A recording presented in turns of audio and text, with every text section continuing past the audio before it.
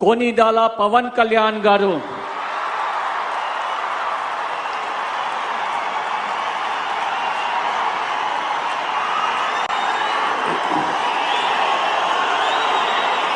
నేను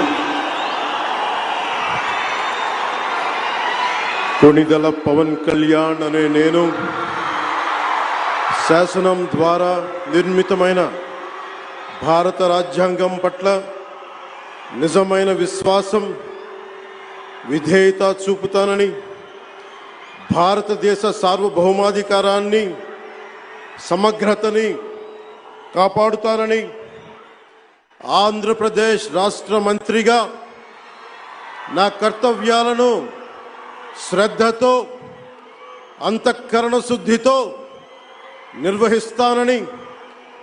భయం గాని పక్షపాతం గాని